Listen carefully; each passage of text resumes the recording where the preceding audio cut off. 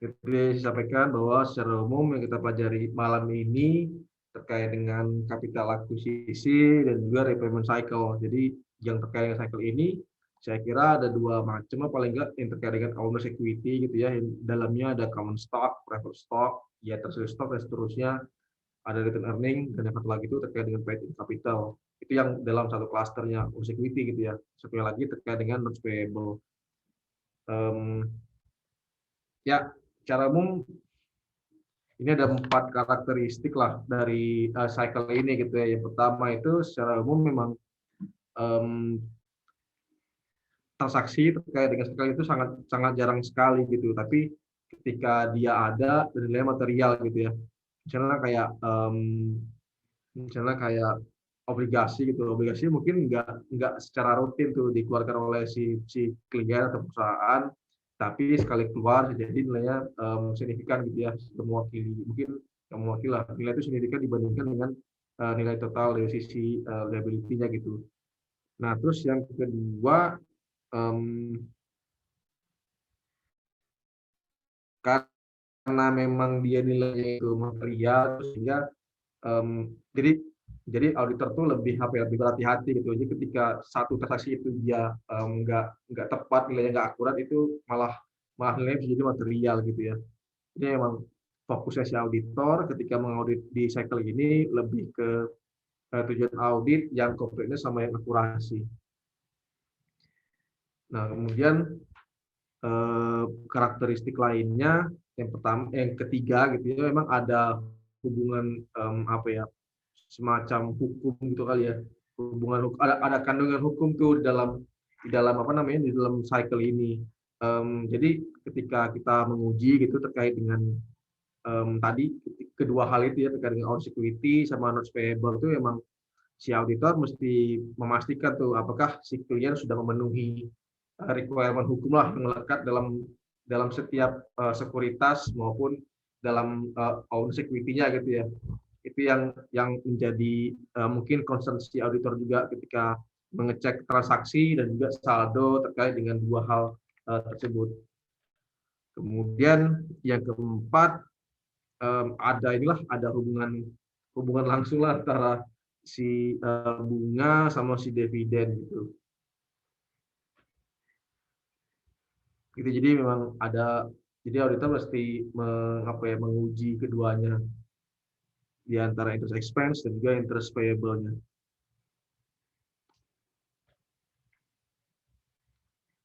Nah, berikutnya memang untuk yang terkait dengan cycle ini, capital acquisition and repayment cycle itu bisa jadi beda-beda tuh di tiap perusahaan gitu ya. Jadi ada perusahaan yang bisa jadi biayanya itu dia lebih cenderung menggunakan common stock doang. Terus ada juga yang lainnya mungkin dia ada common stock, ada preferred stock juga, tapi sisi lain itu juga mungkin ada juga ya jenisnya treasury stock gitu. Itu semua bergantung dari si karakteristik perusahaannya, bagaimana dia ingin membiayai operasi bisnis secara umum gitu ya. Nah yang kedua, secara umum pengujian TODB sama STOT itu sama-sama aja tuh kalau diperbandingkan dengan cycle lainnya gitu. Tapi yang membedakan ya paling enggak jenis akunnya tuh yang dicek gitu ya. Nah, kalau misalnya di cycle ini, ya mungkin bisa jadi terkait dengan payable, accounts payable, kemudian contracts payable, mortgage payable, apalagi itu yang ada payable ya. Payable ya, buat payable, yang terkait dengan bunga-bunga, interest expense, ada accrued interest-nya juga. Kalau yang terkait di aset, mungkin bisa jadi cash in bank gitu ya. Macam-macam lah. Berarti capital, PIC, PI capital gitu ya. Dividen, terus dan seterusnya. Nah, ya secara umum tadi ya memang sama kalau kita pengujian TODB maupun yang STOT secara umum di cycle itu sama semua tuh prosesnya, cuma yang membedakan itu cuma akun-akunnya doang gitu ya. Jadi di awal memang si auditor akan mengakses secara dia mengerti dulu apa itu operasi bisnis si klien, kemudian dia mengakses risiko-risikonya apa aja, udah mengetahui risiko bisnisnya, baru dia akan mendistribusikan performance materiality-nya itu ya. Yang kemudian dari situ dia mengukur inner risk-nya berapa, potensinya berapa, mau diuji TOC-nya, diuji STOT-nya, kemudian baru di GSAP, kemudian baru diuji di BODB-nya. Secara umum itu bakal sama semua di cycle. Saya kira kalian akan paham di apa namanya, di rentetan kegiatan si auditor ketika mengaudit sebuah cycle. Nah, apa nih? List for examples of interest bearing. Oh, ini tahu lah kalian ya. Ada notes payable tadi kan, notes payable, kemudian mortgage payable, bond payable, contract payable. How do they differ? Ya, saya kira terkait dengan karakteristiknya beda-beda ya. Kalau mortgage barangkali terkait dengan apa namanya? Mortgage itu apa ya? Politik ya. Ya semacam jaminan tapi dengan ini ya, dengan aset gitu ya. Ada bond payable obligasi. Bond itu obligasi kan ya? Saya lupa deh. Iya, Pak. Oh iya, siap. Terima kasih telah merespon. Nah, ini secara umum, ini terkait dengan notes payable. Secara umum ada 4 akun inilah yang terkait, ada notes payable, payable, expense, dan hubungannya dalam transaksi normalnya gitu. Ini saya kira kalian udah paham lah, udah berapa kali belajar barangkali. Nah, terkait dengan notes payable, kalian tahu ya apa itu notes payable gitu ya? Ya semacam short term loans di mana di dalamnya itu ada pokok sama bunganya lah yang ketika jatuh tempo mesti dibayarkan keduanya gitu kepada si debitur. Tapi di sisi lain juga bisa macam-macam tuh apa namanya variannya, jenisnya si notes payable gitu ya. Kebanyakan ada semacam kolateral dalam bentuk accounts receivable barangkali atau inventory atau fixed asset. Dan jangka waktunya pun sangat beragam. Ada yang jangka pendek barangkali, ada yang 1 bulan doang. Tapi kemudian ada juga yang memiliki periode yang lebih lama gitu ya. Itu juga ada. Tapi tetap ini ya, tetap dalam satu tahun gitu. Nah, objektifnya ada berapa nih? Ada 4 ya. Ada 4 secara umum. Yang pertama ya internal control untuk notes payable-nya itu cukup, kemudian juga transaksinya gitu ya. Ini ada 2 lah paling enggak fokusnya. Yang di awal ini terkait dengan STOT-nya. Jadi transaksi dari apa namanya pokok sama bunga yang melekat dalam notes payable itu secara umum telah terautorisasi dan terekam dengan baik lah ya. Dan saya kira untuk yang nomor 2 ini, yang poin nomor 2 harus memenuhi 6 tujuan audit yang berkaitan dengan transaksi itu. Jadi untuk yang poin 2 ini berkaitan dengan STOT. Nah, kemudian untuk yang ketiga dari ketiganya itu ODB, untuk yang keempat itu untuk yang itu terkait dengan presentation dan disclosure ya. Jadi untuk yang nomor 3 the liability for notes payable and the related interest expense and accountability are properly stated. Ya, pada intinya ini secara umum saldonya itu telah sesuai dengan standar gitu ya. Jadi harus memenuhi 8 tujuannya audit berbasis saldo. Untuk yang keempat itu terkait dengan yang tujuan presentasi dan juga yang disclosure ya. Itu ada berapa ya? Ada 4 kalau nggak salah tujuannya. Nah, ini ada 4 jenis pengendalian dalam penerbitan notes payable gitu. Yang pertama proper autorisasi for the issue of new note.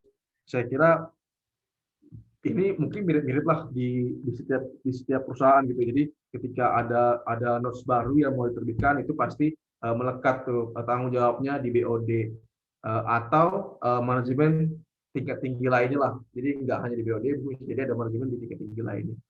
Nah, tapi ketika itu diterbitkan, itu akan melibatkan beberapa orang. Jadi nggak hanya melekat 1 orang sebagai pengendalian, itu akan melekat ke beberapa orang gitu ya. Jadi ada semacam otorisasi yang melibatkan beberapa orang untuk orang-orang yang berada di level BOD atau di level manajemen tingkat tinggi lainnya.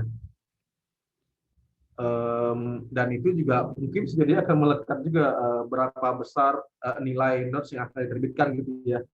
Jadi jumlah orang yang pernah saya temui itu untuk meminjam misalnya di perbankan itu dia melekat di nilainya berapa, semakin besar itu akan melibatkan orang yang lebih banyak pula tuh untuk mengesahkan pinjamannya gitu. Jika sama dengan konsepnya di notes payable ini, ketika dia mau menerbitkan itu akan melibatkan level-level tinggi di manajemen dan juga akan melibatkan beberapa orang. Yaitu faktornya terkait dengan berapa jumlah notes nilainya berapa yang akan diterbitkan gitu. Nah, untuk nomor 2 pengendalian cukup untuk pembayaran kembali terkait dengan pokok dengan bunganya.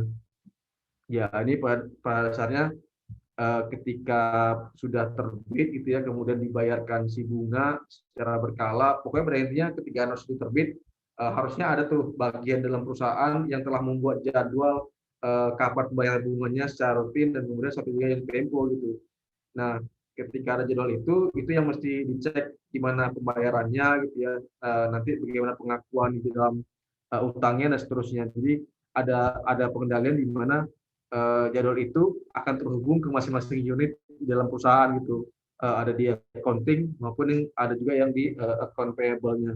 Jadi saling ada mekanisme check and balance lah di dalam perusahaan terkait dengan repayment, principal dan interest-nya. Proper documents and record, saya kira ini secara umum memang butuh ini gitu. Jadi nggak jadi ketika dia menerbitkan apa dokumennya, ketika dia membayar apa dokumennya, kemudian ketika dilunasi semuanya dokumen seperti apa itu mesti lengkap.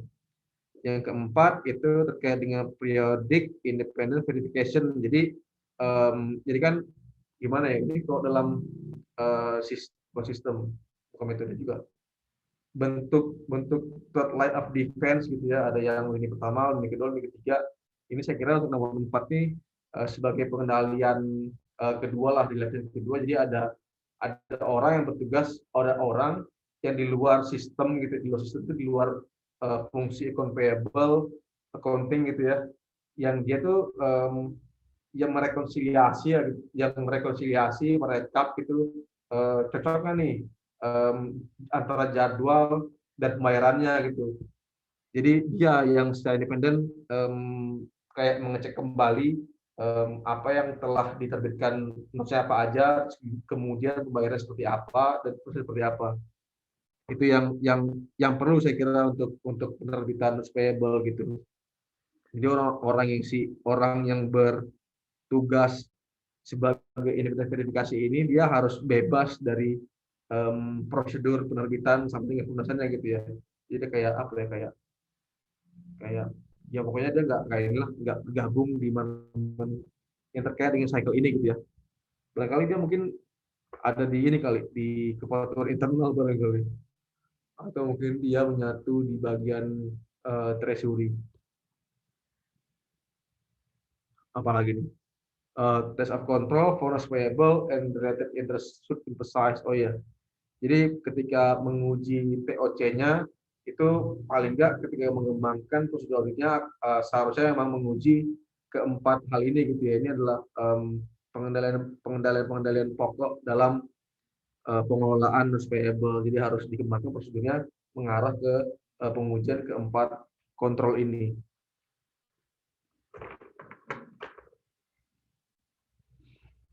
Nah, tadi setelah TOC sama STOT masuklah ke SAP gitu ya. Tapi kemudian SAP ini penting kalau dalam notes payable karena secara umum TODB itu bisa tidak dilaksanakan di dalam pengujian notes payable, di pengujian cycle ini ketika SAP-nya itu telah dinilai favorable gitu.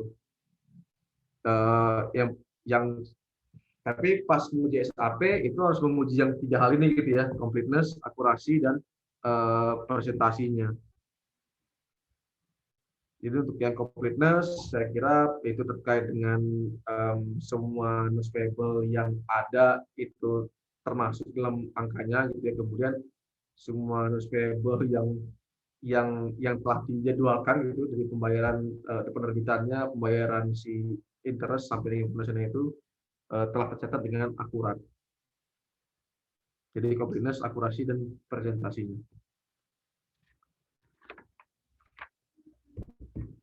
Untuk SAP-nya saya kira ya mirip-mirip sama yang lainnya kali ya.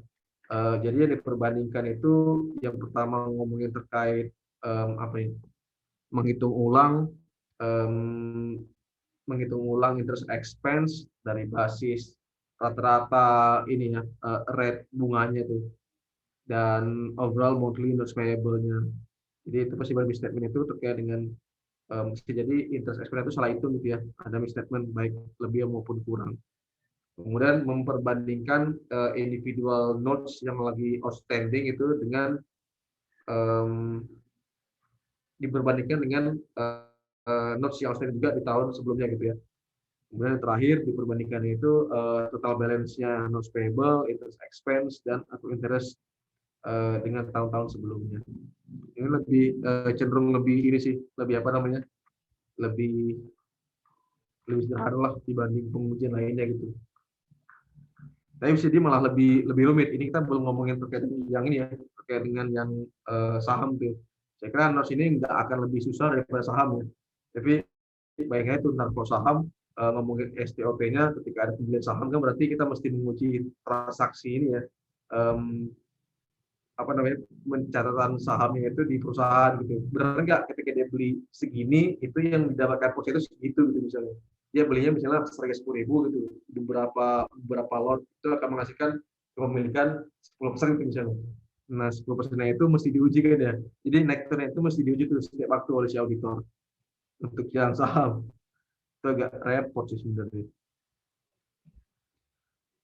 Nah, why are pertanyaan pertama, kenapa liability account yang termasuk dalam cycle A ini tuh diaudit secara terpisah lah dari account payable?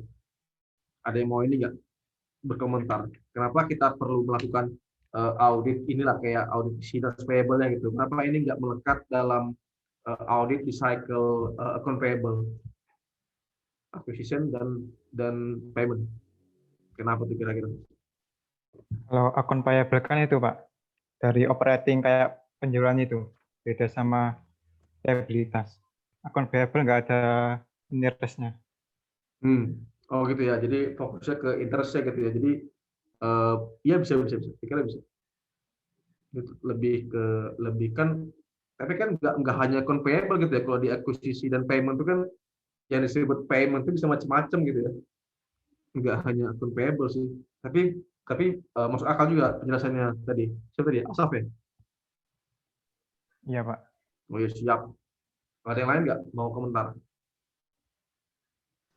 Dari segi nominalnya mungkin Pak, kayak yang kita bahas minggu kemarin juga, kan liability accounts yang include capital tuh biasanya nominalnya lebih material gitu. Oh ya, ya bisa. Ya, sepakat ya. Jadi antara Asaf sama Wanda saya kira dapatlah nih sense kenapa um, cycle ini itu pengujiannya terpisah dari account payable. Tapi secara umum kalau saya kasih tahu gitu ya, saya mau kasih masukan, jawaban. Saya kira memang transaksi terkait dengan akun ini atau cycle itu sangat jarang tuh, nggak semua perusahaan itu mungkin ada.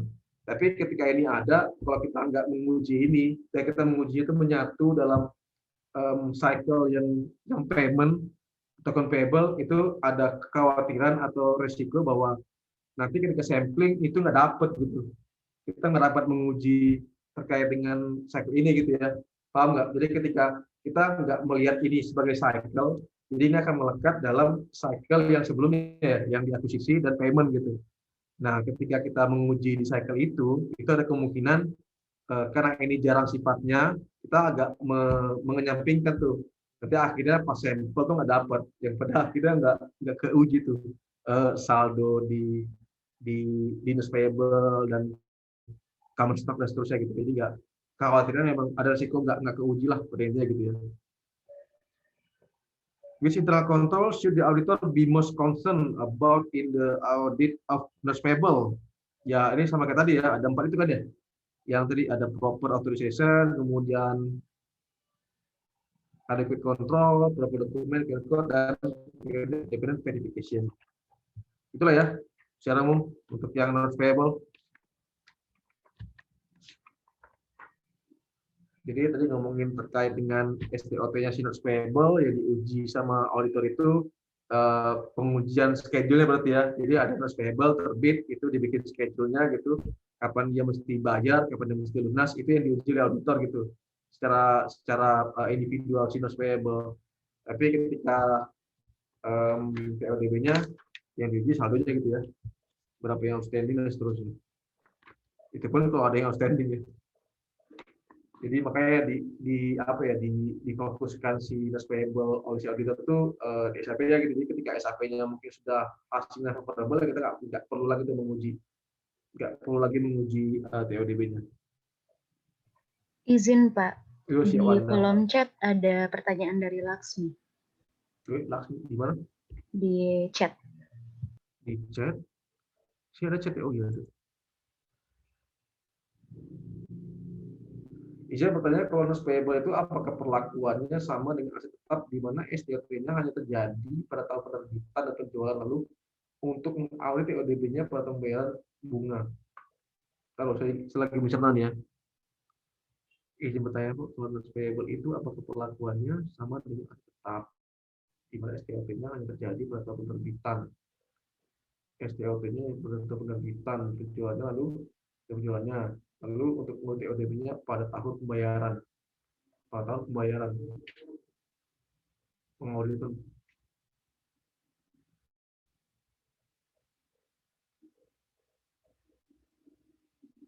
Oh enggak, TODB-nya itu saldonya aja gitu untuk yang pembayaran bunga dan amortisasi itu melekat di SLP-nya gitu. Gitu kan ya? Jadi ini tadi jawaban saya tadi nih. Jadi ketika jadi kan kertas-kertasnya si auditor itu kan ya terkait dengan STOT, saya kira transaksi jadi kan gini ya, konsepnya ngaudit itu kan ada apa namanya, ada saldo awal, saldo akhir gitu kan ya. Tengah-tengah ini pergerakannya kan ya. Nah, yang audit yang disebut dengan STOT, kita menguji apakah pergerakan itu benar gitu. Pergerakan dari awal sampai akhir itu yang kita uji itu STOT-nya. Yang TODB kita menguji saldo akhirnya doang tuh. Itu yang kita uji lah pada umumnya. Nah, saya kira untuk yang ditanya sama si Laksmi ini untuk penjualan atau penerbitan atau pembayaran bunganya itu melekat tuh di STOT-nya tuh. Jadi tadi seperti saya bilang di awal, ketika resmi terbit kan langsung ada tuh apa namanya, jadwal pembayaran kapan, kelunasannya itu tuh melekat di pengujian transaksinya. Untuk yang TODB, saya kira tuh kita khusus untuk menguji saldo aja gitu, menguji kebenaran saldonya.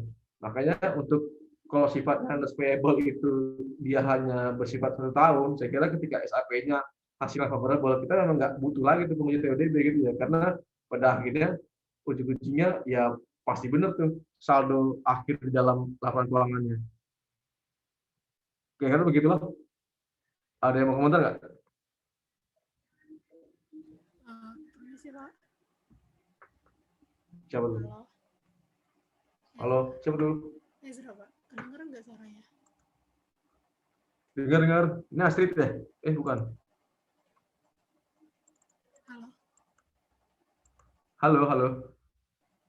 Ini Pak, berarti dengan kata lain, misalkan STOT-nya itu kan dia melekat pada pembayaran bunga dan pembelian, penerbitan notes payable. Berarti dengan kata lain, ketika kita sudah mencari STOT-nya, misalkan STOT-nya gitu, itu udah TODB ya Pak? Gitu. Jadi kayak berhubungan langsung gitu ya Pak? Enggak juga kan. Dua tahunnya ya. Jadi emang kedua hal itu berkaitan gitu. Jadi kalau misalnya STOT-nya menemukan hal yang misstatement, itu juga pasti akan berdampak. Tapi bisa juga TODB-nya benar gitu ya. Saldonya bisa jadi benar gitu. Yang kebetulan benar lah pada intinya gitu ya. Jadi mungkin transaksinya ada salah pencatatan, tapi pada akhirnya itu saldonya benar gitu. Tapi emang kedua hal ini mesti diuji. Kebenaran saldo sama kebenaran transaksinya gitu ya. Untuk notes payable saya kira tadi pertanyaan Wanda apa sih? Tadi Wanda ya? Atau Astrid? Antara STOT sama TODB itu nyambung ya, to some extent emang nyambung gitu ya, tapi nggak benar-benar nyambung. Jadi itu kayak ada dua pengujian yang berbeda yang keduanya ini saling memberikan apa ya, check and balance lah. Jadi menunjukkan kalau yang di STT itu mungkin bisa jadi terdapat misstatement, di TODB-nya misstatement juga gitu ya. Tapi berapa besar misstatement-nya bisa jadi nggak sama gitu, beda. Gitu kali ya. Ada lagi nggak yang lebih tepat? Tadi gimana tadi yang nanya kira-kira? Baik, saya sudah paham, Pak. Terima kasih ya, Pak. Ya, sama-sama ya. Jadi gitu ya. Jadi ya gampang ya. Jadi mungkin kalian kalau misalnya belum paham antara STOT sama TODB itu, STOT itu kita menguji pergerakan saldo awal sampai saldo akhir lah. Transaksinya itu apa aja itu kita uji.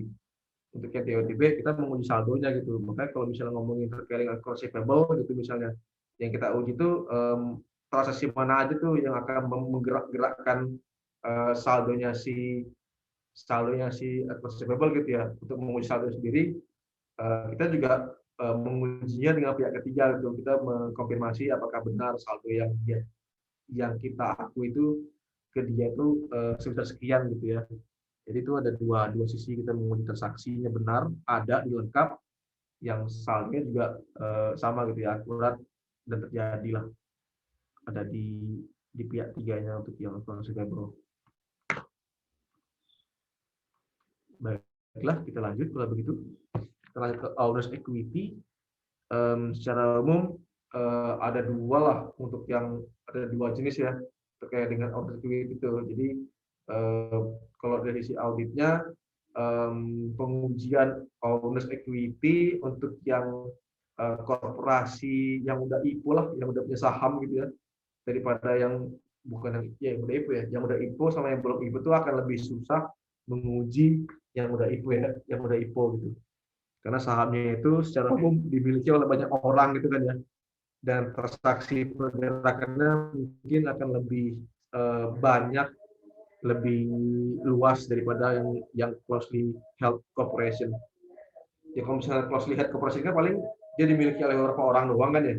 Nanti pun ketika ada pergeseran kepemilikan itu saya kira bisa langsung diuji tuh secara umum semuanya gitu ya, dan setahun gitu. Jadi nggak repot lah auditor dalam menguji pergerakan tambah kurangnya si kepemilikan itu gitu. Nah, untuk yang publicly held itu akan lebih ribet karena yang pertama, kepemilikan saham itu mungkin nggak hanya beberapa orang seperti yang di closely held, tapi dia mungkin ya banyak aja yang memiliki saham itu banyak aja gitu, dan masing-masing bisa jadi beda-beda, ya masih beda-beda lah ya porsi kepemilikannya.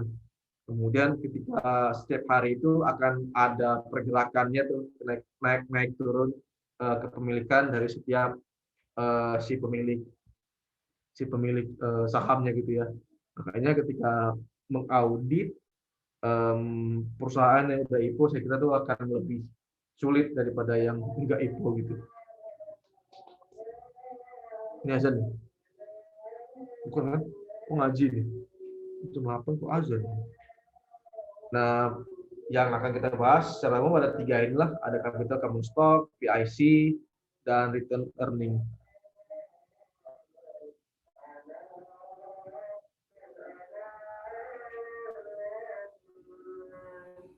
Nah, pengujian di cycle ini tuh ada berapa nih? 3 ya?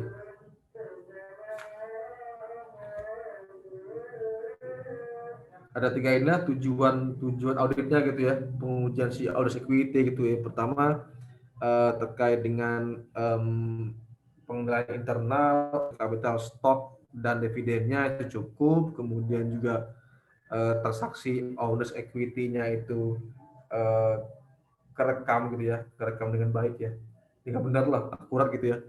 Kemudian untuk yang terakhir terkait dengan disclosure dan presentation-nya itu. Jadi ngomongin TODB sama ini ya, sama saldonya ya. Kalau ngomongin infra control, kemudian ngomongin STOT, bawah ini ngomongin terkait dengan TODB-nya, targetnya gitu.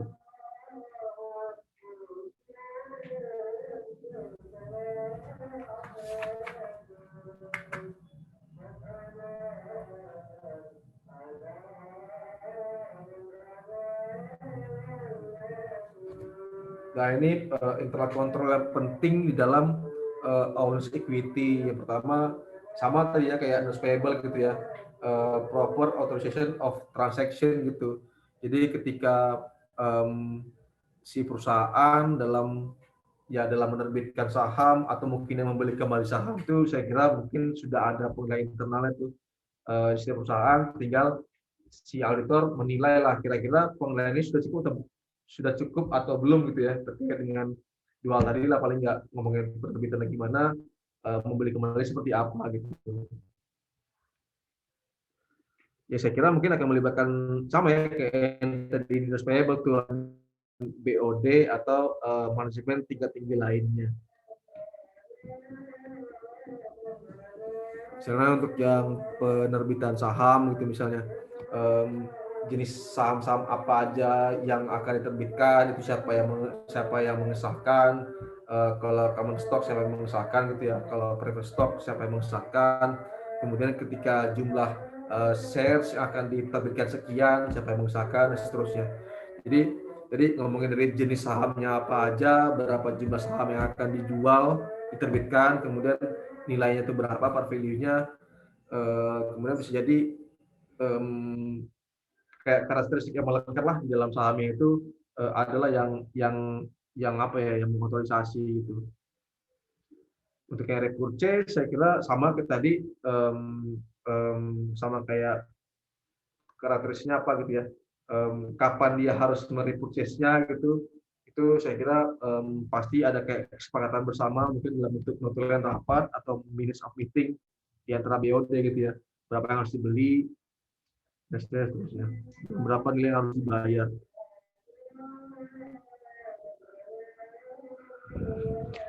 Nah, selain daripada itu, di owner equity juga nggak ngomongin terkait dengan penerbitan dan membeli kembali doang gitu ya, tapi juga terkait dengan mendeklar dividen juga itu termasuk bagian dari yang poin nomor 1 tuh. Jadi ketika mau mendeklar dividen juga si BOD saya kira punya andil penting lah untuk menentukan kira-kira berapa amount per share-nya gitu ya, berapa nilai per share-nya yang akan dibagikan kepada pemilik saham semuanya. Terus yang kedua, proper record keeping and segregation of duties.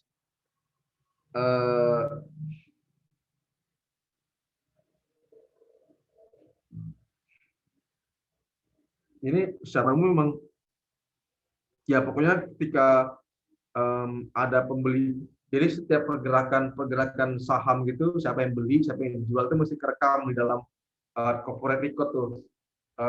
Saya masih belum tahu tuh siapa yang di dalam perusahaan yang bertugas yang mencatat semua transaksi saham gitu ya. Itu kan jadi mungkin ada kayak pihak ketiga tuh, mungkin semacam transfer agennya si perusahaan yang mungkin dia mencatat semua transaksi pembelian saham ke sahamnya gitu ya. Nah, selain dia mencatat transaksinya, dia juga selalu mengupdate tuh si pemilik A ketika ada penjualan ini, pembelian ini, itu akan berapa tuh nilai kepemilikannya. Itu yang saya kira memang butuh tuh pengendalian seperti itu dalam sebuah perusahaan. Jadi dia punya kayak rekapitulasi per hari barangkali gitu ya. Hari ini berapa jumlah transaksinya apa aja gitu, bagaimana pergerakan kepemilikan sahamnya dan seterusnya.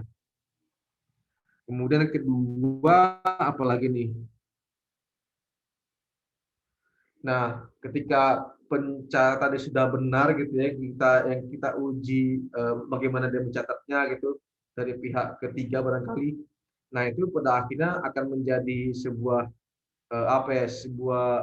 dasarnya si perusahaan untuk membayar dividen kan ya, ketika dividen itu di-declare gitu. Jadi yang harus kita pastikan itu pertama kali gimana cara dia mencatat transaksi sahamnya dan gimana dampaknya terhadap pergerakan pemilik sahamnya.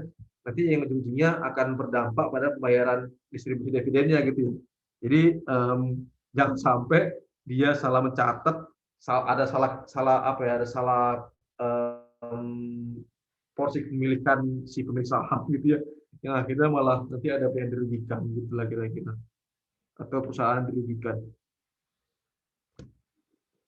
Jadi banyak tuh apa namanya tadi corporate record tuh dan juga sertifikat kepemilikan sahamnya akan selalu update per transaksi per pergerakan transaksinya. Kemudian yang ketiga, ini saya bilang tadi nih, ada independent registrar dan stock transfer agent, begitu ya. Itu mungkin ya orang pihak ketiga itu kali ya.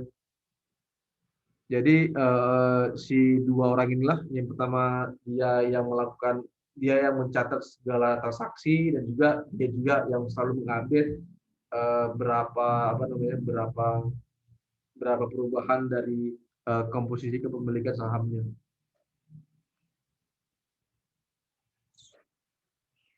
Udah itu doang ya? Apalagi nih? What are the major internal control over our equity? Yang ini ya, yang ketiga ini ya. Proper authorization of transaction, kemudian proper record keeping. Jadi otorisasi dari transaksinya dulu, siapa yang akan mengotorisasi terkait dengan penerbitan, pengembalian kembali dan declaration of dividendnya. Kemudian proper record keeping dan segregation of duties. Tadi pokoknya ada semacam pengendalian gimana pencatatan dari pergerakan sahamnya gitu ya. Nah, ini didukung juga di poin ketiga nih. Jadi memang seharusnya yang melakukan perencanaan itu bukan orang dari bagian dari manajemen perusahaan, tapi orang ketiga bisa jadi dia independen dari manajemen gitu ya. Sehingga apa yang dia catat itu lebih dapat dipercaya dibandingkan oleh manajemen.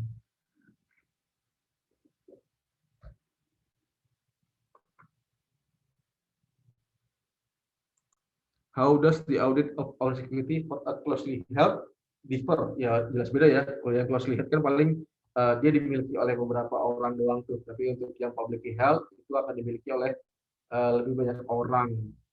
Jadi ketika lebih banyak orang yang memiliki, transaksinya juga lebih fluid, lebih banyak, lebih sering, yang berakibat pada ya macam-macam ya komposisi kepemilikan yang berubah gitu ya, mesti dijelaskan auditor apakah benar perubahannya dan seterusnya sampai dengan di akhir tahun periode declaration of dividennya keluar, yang pada akhirnya kita memastikan tuh apakah dividen dibayarkan itu sesuai distribusinya per pemilik saham.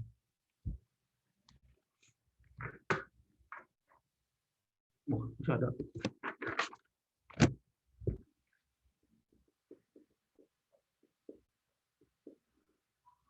Tuh, ini ada 4 ya, pokoknya ada 4 concern audit untuk audit terkait dengan capital stock dan PIC. Untuk yang 2 ini terkait dengan STOT, untuk yang bawah yang selanjutnya itu terkait dengan TODB.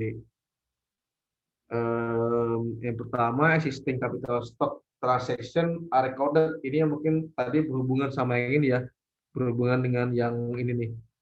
Proper record keeping and segregation of duties. Jadi semua transaksi itu memang seharusnya tercatat. Tapi ketika tadi ada pengendalian ketiga, itu akan lebih gampang tuh kerjanya si auditor. Jadi kita menilai bahwa si independent registrar atau si pasar agen ini dia memang independen dari sisi manajemen gitu ya.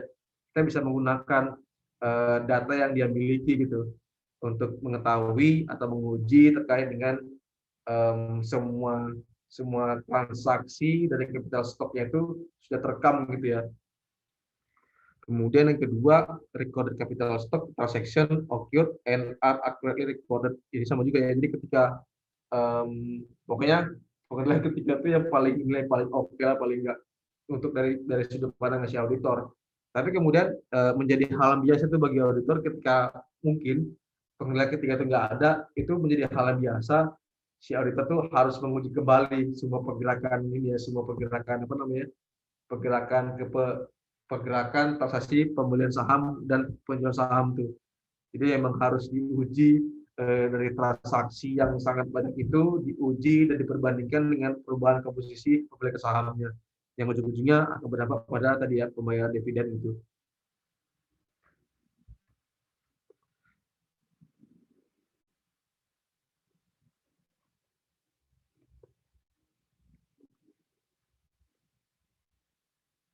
Apalagi nih untuk yang ini. Saya lagi mencari-cari nih. Mencari celah. Nah, untuk yang kedua ini terkait dengan TODB. TODB, jadi yang pertama capital stock is accurately recorded gitu.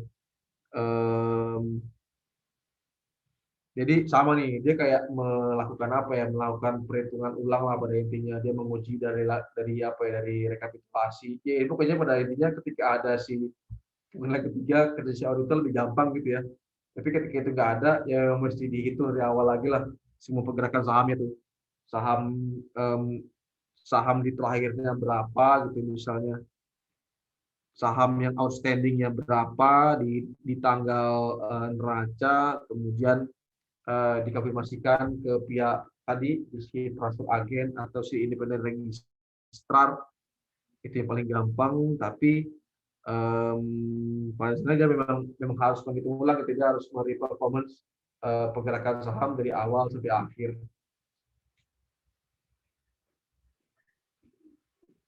Nah, ketika dari dari pengujian performance-nya itu, saya kira ketika hasilnya sama-sama aja dengan si laporan keuangan, ya tinggal dikalikan aja pergerakan sahamnya penjualannya berapa, kemudian harganya itu pergerakannya berapa, dikalikan aja tuh nanti hasilnya itulah adalah nilai dari capital stock-nya gitu ya.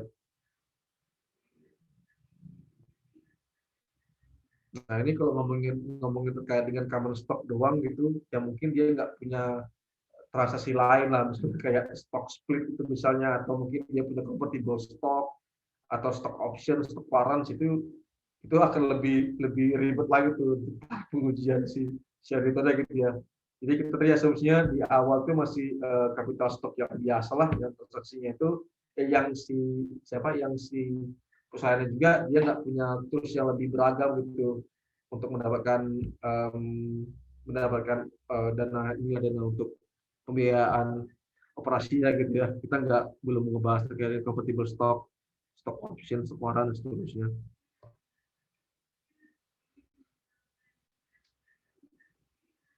Nah, capital stock is properly presented and disclosed. Ya, ini saya kira terkait dengan presentasi dan disclosure aja tuh di dalam laporan keuangannya. Apakah setiap kelas dari sahamnya itu tadi dijelaskan di laporan keuangan, mungkin di CLK kali kalau di Indonesia gitu ya.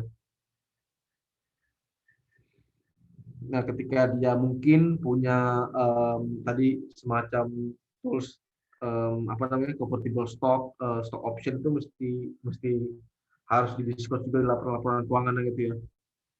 Dan ketika itu ada melekat sifat-sifat hukumnya juga mesti didiskusikan juga di laporan keuangannya. Pokoknya secara umum memang semua yang terkait dengan diskursus itu mesti disampaikan secara very presented lah di dalam laporan keuangannya gitu ya. Apalagi nih, masih ada. Saya kira udah selesai belum. Nah, untuk objektif capital stock sama PIC ya sama-sama lah sama yang di notes payable untuk cycle ini gitu ya, ngomongin occurrence, completeness dan akurasi. Nah, untuk yang occurrence terkait dengan capital stock, jadi kan transaksinya ada gitu ya. Saya kira ini bisa diuji tuh di notulen BOD atau higher level management gitu misalnya.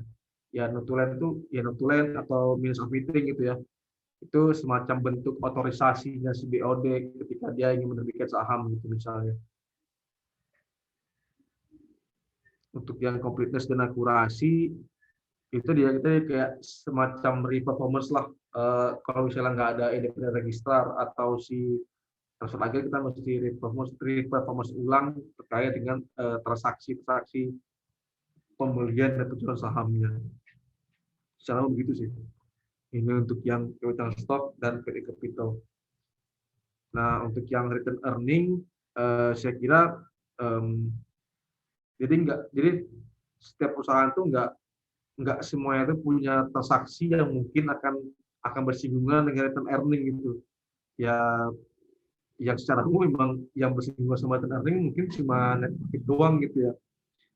Jadi ketika si auditor menguji return earning, saya kira ini akan menjadi prosedur yang dijung-jungkan ya, karena ketika kita menguji cycle lainnya di awal-awal, ngomongin terkait dengan yang terkait dengan operasi itu akan berdampak pada besaran laba atau kecil laba di ujung kan ya.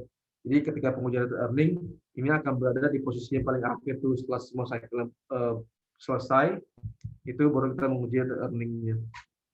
Gitu ya barangkali ya. Kita sebagai auditor ya menelaah, menganalisis kira-kira transaksi-transaksi apa aja di dalam cycle sebelumnya yang akan berdampak pada return earning, kemudian baru di apa ya di trace. Si auditor men-trace terakhir berapa apa ya berapa saldo RE diperbandingkan dengan tadi ya di pengujian cycle sebelumnya, dan kemudian diperbandingkan sama saldo akhirnya seperti apa.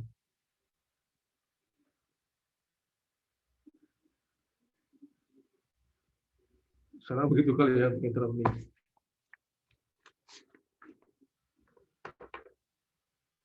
Udah habis. Itu yang terakhir. Jadi secara umum memang cuma ada tiga hal itu barangkali ya. 4 ya. Jadi kalau dua gede itu ada dua. Gede itu ada dua. Yang pertama ngomongin tentang audit not payable sama audit owner equity gitu. Untuk yang owner equity ada 3 macam, ada terkait common stock, kemudian PIC dan return earning. Tapi saya kira untuk tiga ini sama-sama aja tuh sifatnya gitu ya. Yang PIC ke common stock lah barangkali. Ketika common stock itu mungkin ribetnya di pengujian transaksinya gitu ya, karena kita mesti mereperformance ulang ketika si pengendalian ketiga nggak ada, menguji semua transaksi yang ada gitu ya. Yang satu emang ketika pendistribusian si dividen itu nggak tepat lah pada akhirnya. Sekarang bikinlah ya, yang kelamaan. Ada yang ingin bertanya nggak sampai di sini? Kalau nggak ada, kita slide dulu nih.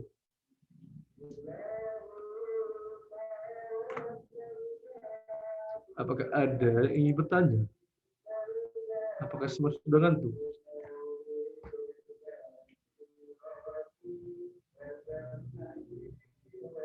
Udah ngantuk ya? Baiklah, kita buka slide kalau gitu. Mau pagi, mau malam, sama aja nggak ngerti. Aduh, ngerti lah ya, maka sangat ngerti sih. Yang kedua, nah ini mungkin lucu. Jika diberikan waktu 5 menit untuk ngobrol di depan publik dalam GBK yang full dengan penonton, kamu mau ngomong apa?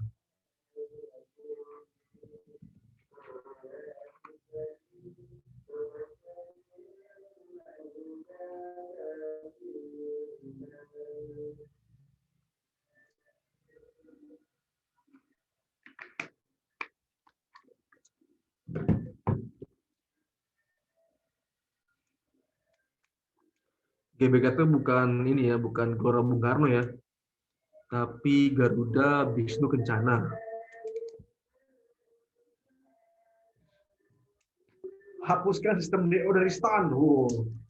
Tangan semua orang. COVID is real, tapi orang nonton yang di GBK. Ini kan masih icak-icaknya aja. COVID nggak ada gitu. Saya introvert Pak, ngebayangin aja deg-degan. Iya. Aku mau jadi presiden.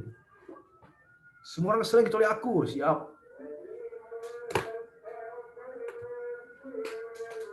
Aku cantik, oke siap. Padahal ngomong si Abi nih, yakin saya. Ya, Bi. Berat banget Pak pertanyaannya.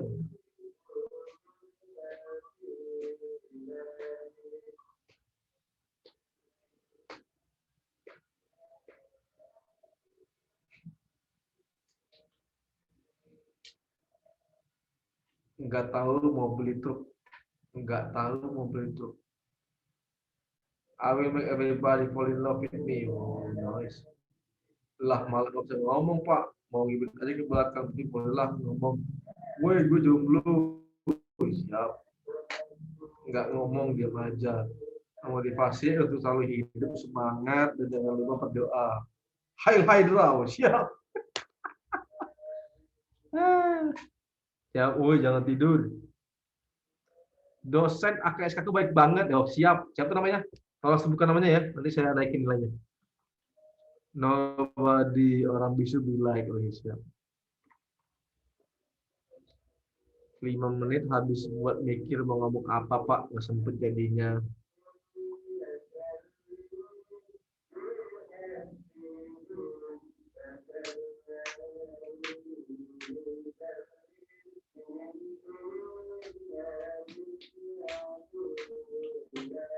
Sudah? Dari belum? 29, minta duit 16 orang online. Nggak tahu Pak mau ngomong apa, turunkah harga Kinder Joy? Kinder Joy itu 13.000 ya, itu anak saya sering minta. Mintanya itu yang spesifik. Pak, tolong pilih Kinder Joy warna pink. Jawab guys, masa baru 16. Pak, please nilai akhir A ya. Ini di depan GBK nih. Pak, please nilai akhir A ya. Takut di Pak, materi susah semua. Higgs mana udah nggak jadi PNS, kasih bonus deh. Ulang. Mana udah nggak jadi PNS. Mana udah, maksudnya apa nih? Mana udah nggak jadi PNS, kasih bonus deh. Maksudnya anak start itu menjadi PNS lagi. Shinzo Sasagi. Kenapa orang-orang suka Mas Al? Al siapa? Al Eldin. Pak Andi baik banget. Pengen punya pacar. Stream kick it. Ini linknya. Iya Pak, rumornya gitu. Gosip doang tuh paling kayak dari zaman dulu tuh. Dulu sih PNS lagi, itu tetap aja PNS. Emang beneran kita nggak semua PNS? Emang beneran kita? Ya saya kira kalau lulusnya doang memang nggak PNS kan ya, karena kan mesti ada satu proses lagi tuh. Ya kayak ada ujian PNS-nya kayaknya ya. TKD itu ya. Saya itu punya dosen AKSK baik banget, apalagi nilainya. Karena semua gombal ya. Iya, boleh. Nanti yang muji-muji ini tolong lapor ke si Dennis gitu, Dennis kasih tahu nama saya. Terus nilainya saya turunkan. Itu plot twist-nya itu plot twist. Plot twist. Oke, sudah, kita lanjut ke pertanyaan berikutnya. Mau keluarin jus edetense aja, Pak. Bapak mau apa saya gobutin. Saya muji-muji, Pak. Dasar penjilat kalian semua. Pak, gimana caranya bertahan waktu jadi mahasiswa STAN biar nggak stres? Emang kuliah di STAN tuh gampang gitu ya? Gampang banget.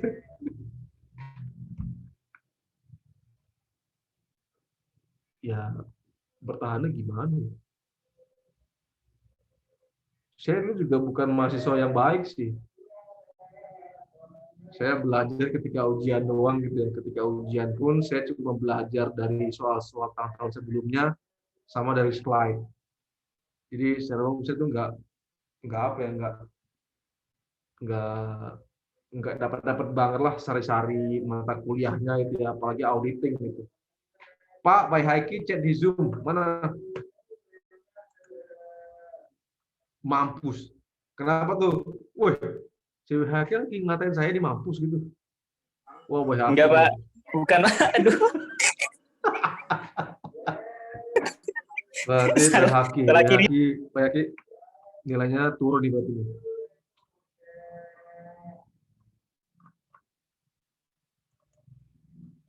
Terus kok bisa jadi dosen audit, Pak? Jadi saya kira memang karena learning by doing gitu ya. Dalam pekerjaan pun saya masih sering audit, jadi makin terasa tuh. Cuma awal-awal emang saya masih nggak paham kenapa saya melakukan A, kenapa melakukan B. Terus saya baca lagi, ya jadinya masuk akal aja gitu. Gitu kali ya. Kalau di start enak ya Pak? Enggak enak. Pengen nikah. Kenapa tiba-tiba pengen nikah? Namun di GBK. Pengen nikah aja lah Pak, nggak mau kuliah lagi Pak. Baiklah, kita lanjut ke pertanyaan berikutnya. Nah, ini mungkin agak lucu. Enggak lucu lah. Lagu apa yang menggambarkan perasaanmu saat ini?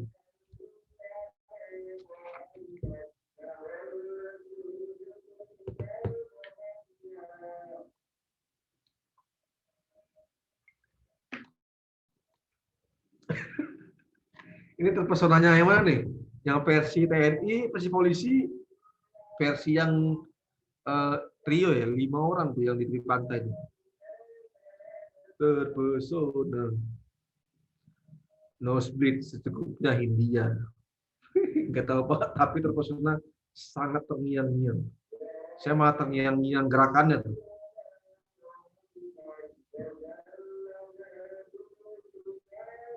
Ku ingin ketawa, nggak tahu Pak, tapi terpesona. Oke. Payung teduh akan. Aduh. Bernyanyi lagu kesukaanku Pak. I'll be waiting here, set to detected. I'll be waiting here itu lagu apa? Play dong Pak. Yang mana rekomendasinya? Payung teduh akad. Ini kan nggak tahu siapa yang ngomong, siapa yang ngasih ini. Kalau Bapak apa Pak? Apa ya? I love you but I'm letting go. Ini lagu siapa ya? Lagunya Pamungkas ya? Wah, saya tahu ya. I love you but I'm letting go. Nosebleed dari CG.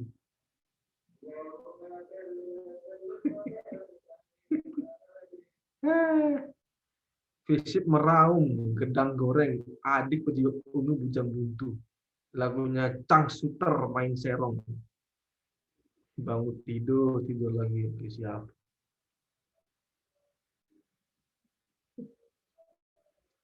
Aduh, lagunya ini ya. Pada sulit-sulit kayaknya. Adik berjilbab ungu bujang buntu. WAP itu apa?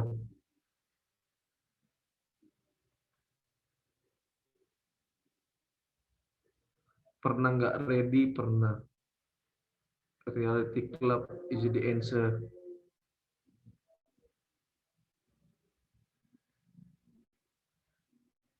Jadi kalian semua nih penggemar Hindia. Wow. Wah. Wait, dolar-dolar, dolar-dolar i. Apa tuh? Ciptain lagu tentang AKSK. Aduh. Lagu Gigi yang panas malah ini pusing. Gue bilang Pak, cari WAP coba ya.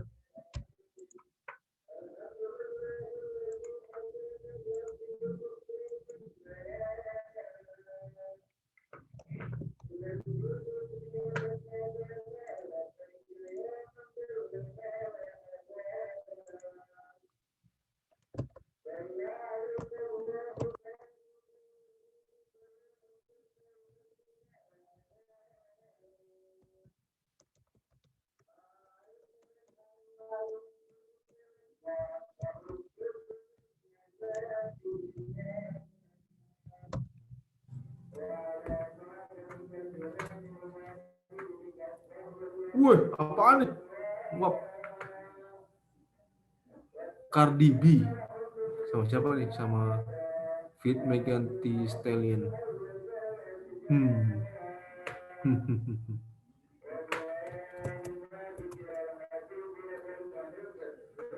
Lagunya memang Zayn Pak. Zayn Malik. Wah.